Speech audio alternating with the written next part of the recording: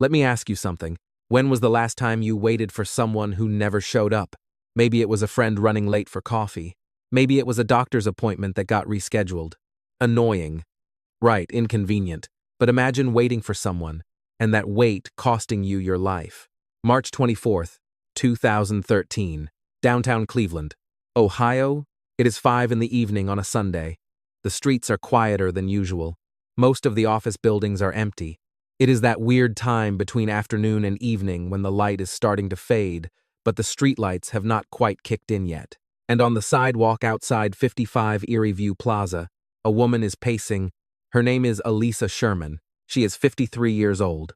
And she is cold. She checks her phone again. She has been here for almost an hour. Security cameras capture her looking up and down the street, pulling her coat tighter, checking the locked doors. She is here to meet her divorce attorney. Her trial starts tomorrow, and they need to go over some last-minute details. But here is the thing. Her attorney is not coming, and in just a few minutes, Aliza Sherman will be fighting for her life on that sidewalk. She will lose that fight, and the question of who killed her will haunt Cleveland for 12 years.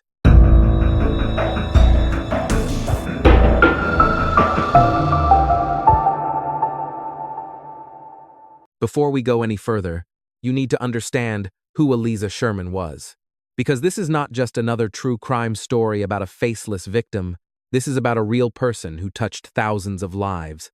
About the murder of Aliza Sherman. The medical examiner's website says Sherman was stabbed 11 times with wounds on her head, neck, back, and right arm.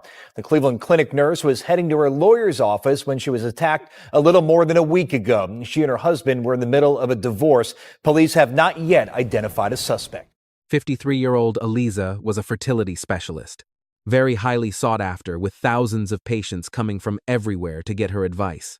Her job was not only medical, it was emotional, and she was brilliant at it. If you have ever been through fertility treatments, you know how emotional that journey is, how vulnerable you feel, how much you need someone who not only understands the medicine, but understands you. That was Aliza. Aliza was the kindest, sweetest person. She was just sunshine, and she just tried to make a better life for herself.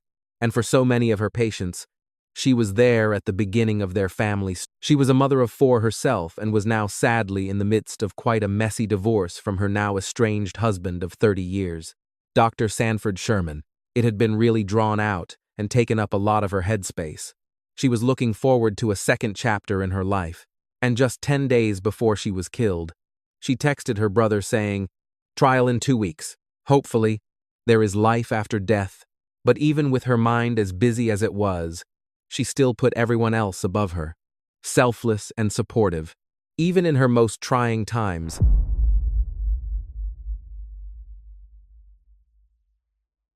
5:15 in the evening, Aliza is still standing outside 55 Erie View Plaza. She texts her attorney, Gregory Moore, "Will you be here soon, standing outside building? If not, we'll go back to my car. Kind of cold." 1 minute later, she texts again, "Will you be here soon? Kind of cold." Moore responds, "Been here." Aliza is confused. She texts back, "Doors locked. I thought you would text me when you got here. Been in car 45 minutes. It is okay. How do I get in?" No response. 6-minute pass. Aliza texts again, "If you are here, why do not you let me in? I guess I will go back to my car. Too cold. Text me when the door is open. Thanks." But Gregory Moore does not respond, because he is not there. And in that moment, someone creeps up behind Aliza, a figure dressed all in black, face covered, barely visible on the security cameras. Aliza finally sees them, but it is already too late.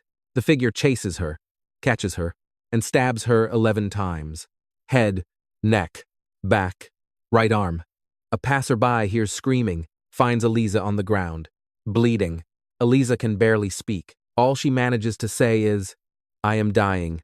The Good Samaritan calls 911, stays with her, follows every instruction the dispatcher gives. Aliza is rushed to Metro Health Medical Center. At 6:14 in the evening, she is pronounced dead. The next morning, downtown Cleveland wakes up to find one sidewalk completely sealed off. Yellow tape, police cars, detectives everywhere. Most people walking by have no idea what happened.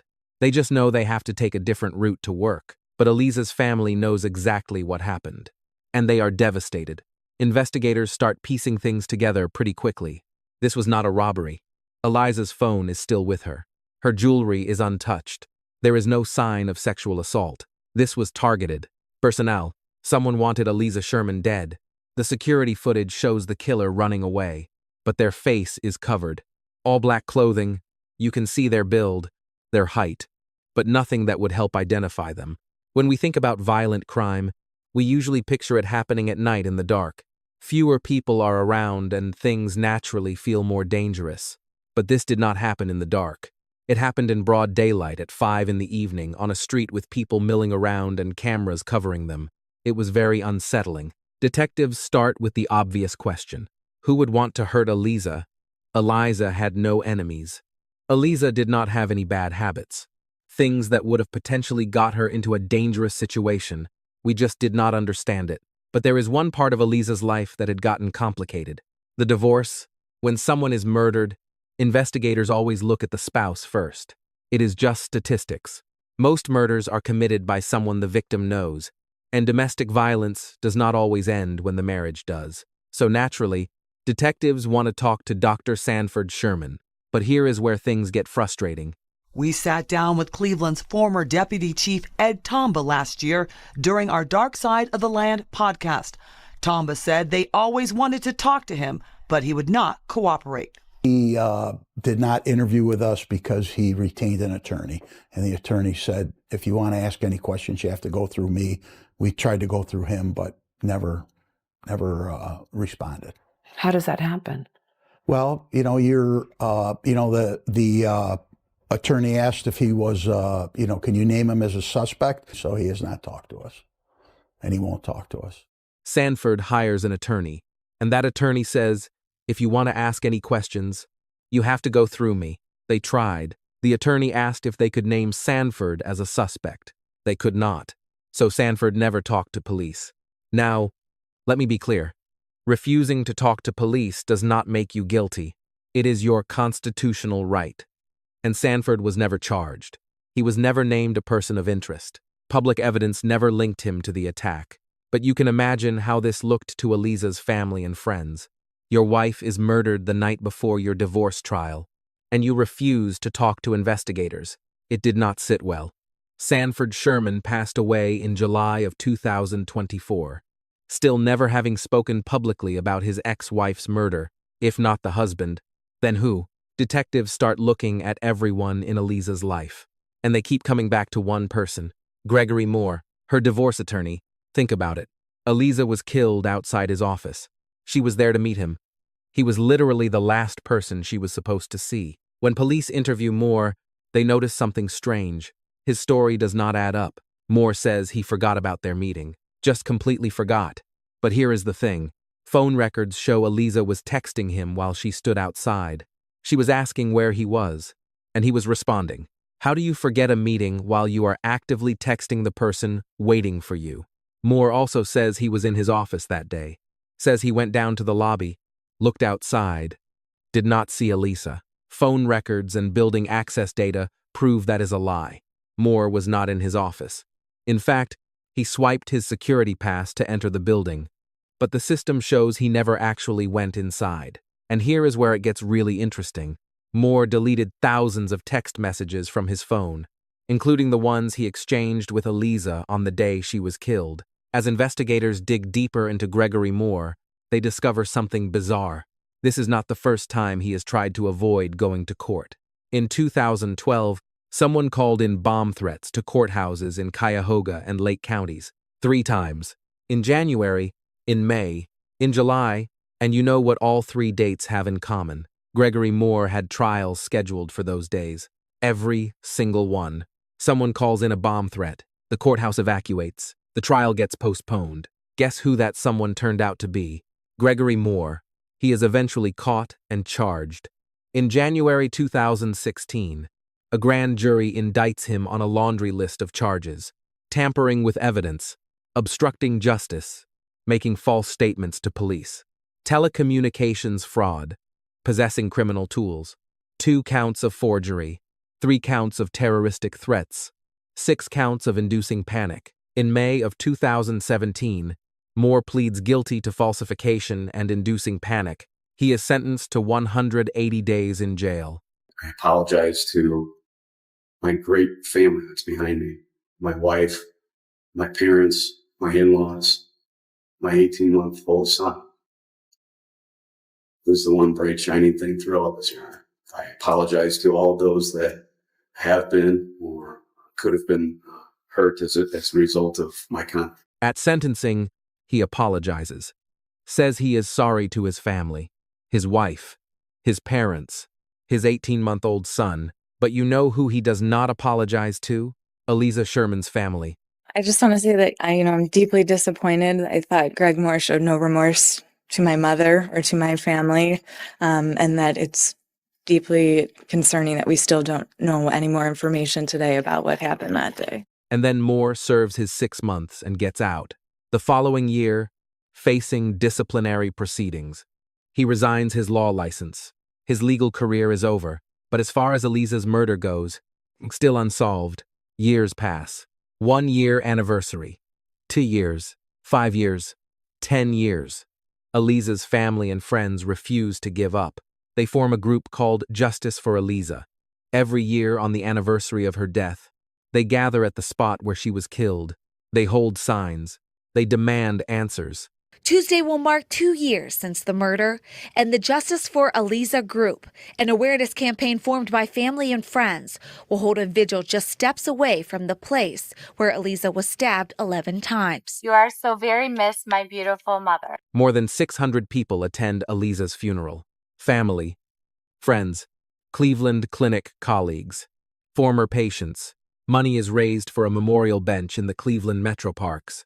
Her daughter, Jennifer, files a $2 million lawsuit against her father, Sanford, claiming he forged documents to steal money from an account in Aliza's name. We just had our usual conversations, girl talk. She was a little anxious because she was going to court soon. We are still very dedicated and committed to getting justice for her. The case stays in the news, but there are no arrests, no charges, no justice.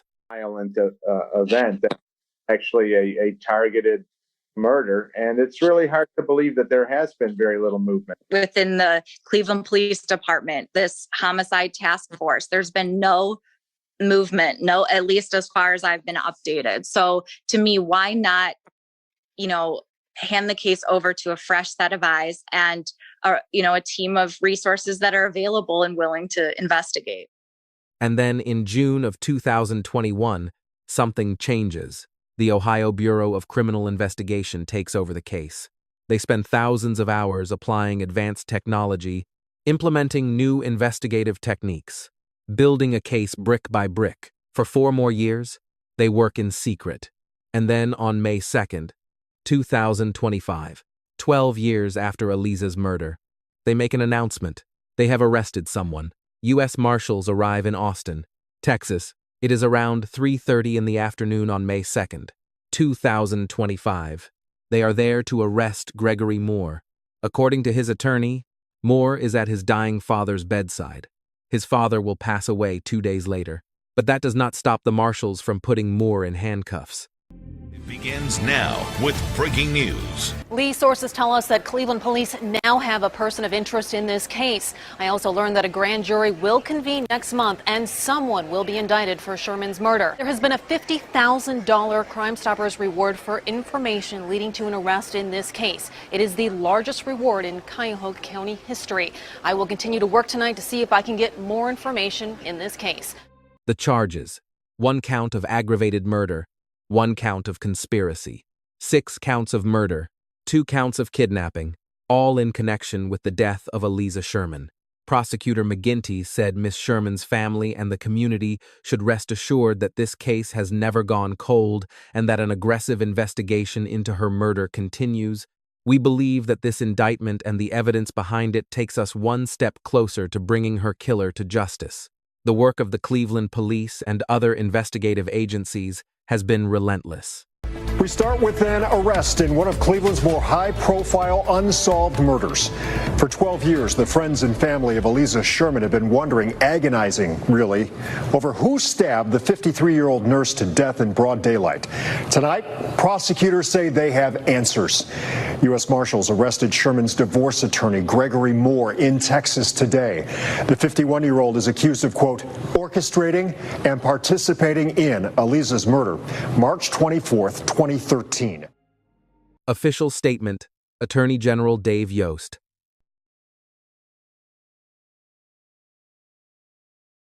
Since receiving the request in June of 2021 to lead the Aliza Sherman cold case investigation, BCI agents have spent thousands of hours applying advanced technology and implementing investigative techniques to help solve this homicide. BCI is grateful for the family's trust, patience, and confidence in our investigation that led to today's indictment and arrest. According to prosecutors, here is what really happened on March 24, 2013. Gregory Moore was in trouble. He had a divorce trial starting the next day. Aliza Sherman versus Sanford Sherman. And Moore was Aliza's attorney. But here is the problem. Moore was not prepared, not even close. And the judge had already told him, no more continuances, no more delays. This trial is happening, so Moore came up with a plan. If he could not delay the trial, he would make sure Aliza could not attend it. According to the indictment, prosecutors alleged that Gregory Moore had plotted for months, all to obstruct the judge from trying her divorce case, which was set to begin the day after she was killed. Gregory allegedly wanted to prevent her from being available to attend the proceedings due to serious physical harm or death. At 2:31 in the afternoon, Moore texts Aliza, tells her to meet him at his office at 4:30. He goes to the office building, swipes his security pass, but he does not go in. Instead, he disconnects his phone from the network so it cannot be tracked by cell towers. According to the indictment, Moore and at least one other unnamed person obtained a new phone using the law firm's Verizon business account. Moore took control of the firm's mobile hotspot to help avoid detection. When Aliza arrives and starts texting him, Moore responds from wherever he actually is, creating the illusion that he is in his office waiting for her, but he is not. And while Aliza stands outside in the cold, confused about why the doors are locked, someone attacks her. The indictment says the assailant was either Gregory Moore or an unknown co-conspirator.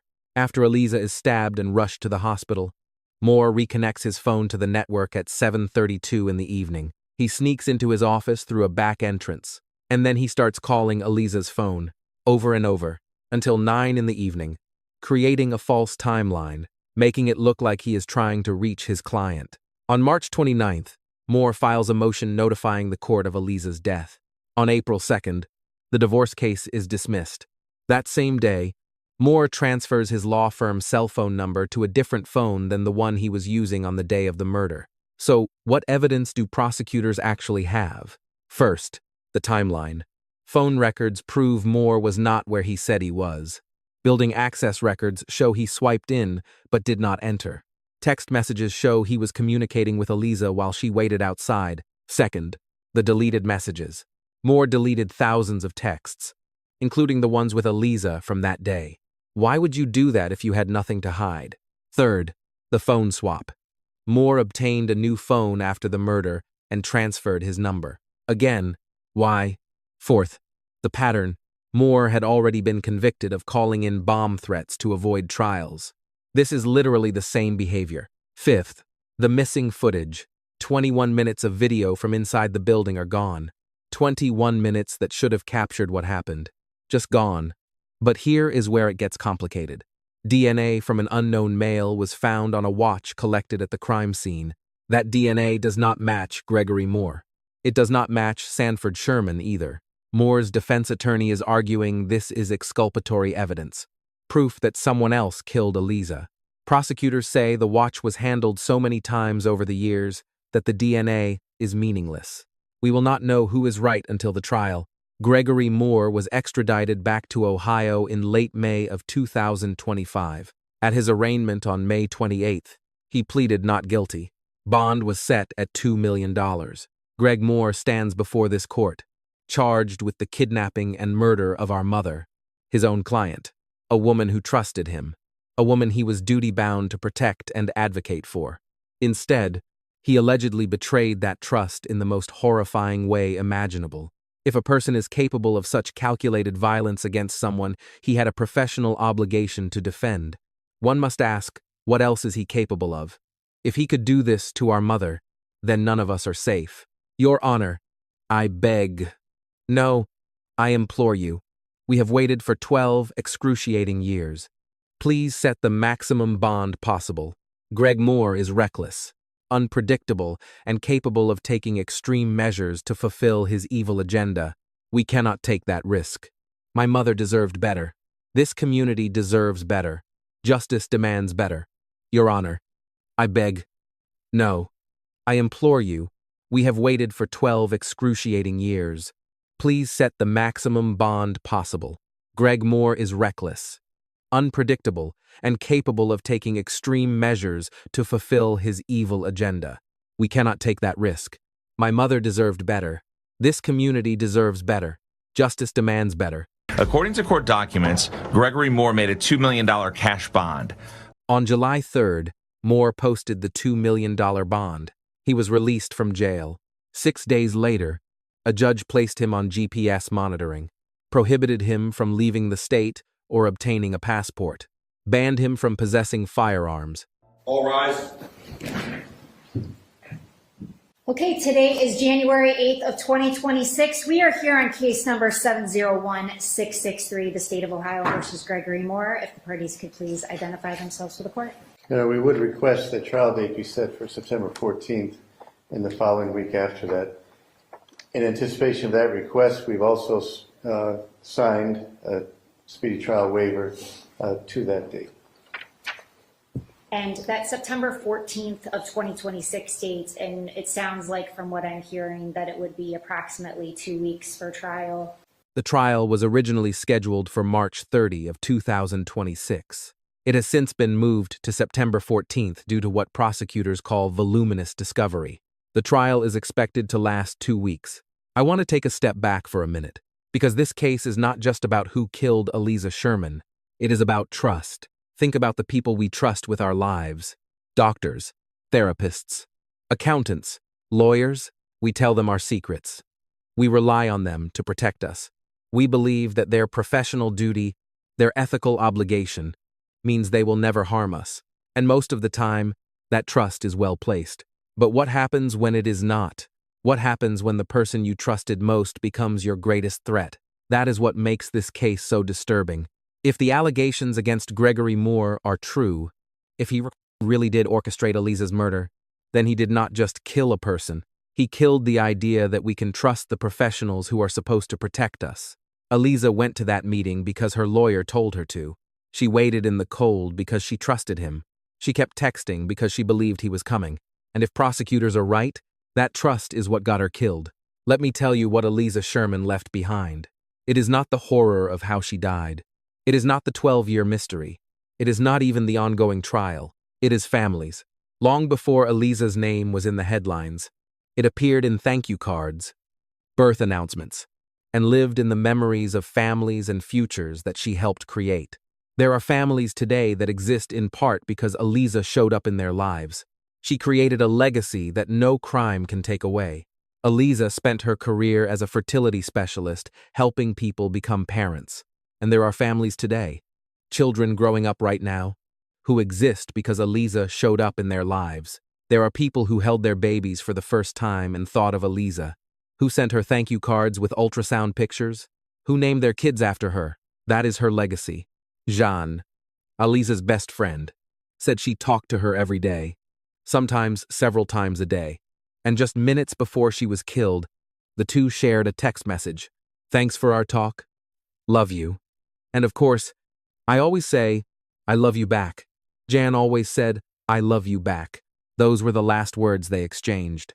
And those words really sum up just how the smallest moments, the ones we barely notice or even take for granted, can quickly become something we pine for. Most days do not feel historic when you are living them. They feel ordinary, routine, forgettable. Even a quick message, a meeting squeezed into a busy afternoon. Nothing that feels final. We moved through our days assuming there will always be another conversation, another chance to say what we did not finish saying. For Aliza Sherman, that day looked like any other. Maybe that is why cases like this stay with us, because they remind us how fragile the everyday really is. I started this story by asking you about waiting. Aliza Sherman spent the last hour of her life waiting. Her family spent 12 years waiting, and now we all wait together. For a trial, for a verdict, for answers. But while we wait, I want you to remember something. Aliza Sherman was not just a victim in a true crime story. She was sunshine. As her best friend said, she helped create families. She showed up for people in their most vulnerable moments. She was a mother, a friend, a healer, and she deserved so much better than to die alone on a cold sidewalk, betrayed by someone she trusted. Whatever happens in that courtroom in September, I hope her family finally gets the truth. I hope they get justice. And I hope we all remember that behind every case, every headline, every 12-year investigation, there is a real person. Someone who was loved, someone who mattered, someone whose absence leaves a hole that can never be filled. Rest in peace. Aliza Sherman, March 1960 to March 24, 2013. You deserve to see that second chapter of your life. You deserve to walk away from that divorce and start fresh. You deserved so much more time. Aliza Sherman, a fertility specialist and Cleveland Clinic nurse who spent her career bringing new life into the world. A mother of 4 who showed thousands of patients the compassion and expertise they needed during their most vulnerable moments. Aliza's legacy lives on in the families she helped create, the lives she touched, and the memory of her kindness that continues to inspire those who knew her. She is remembered not for how she died, but for how she lived with grace, compassion, and an unwavering commitment to helping others. Her family continues to seek justice and truth. Her story serves as a reminder that trust is sacred, and betrayal of that trust is among the most devastating violations imaginable.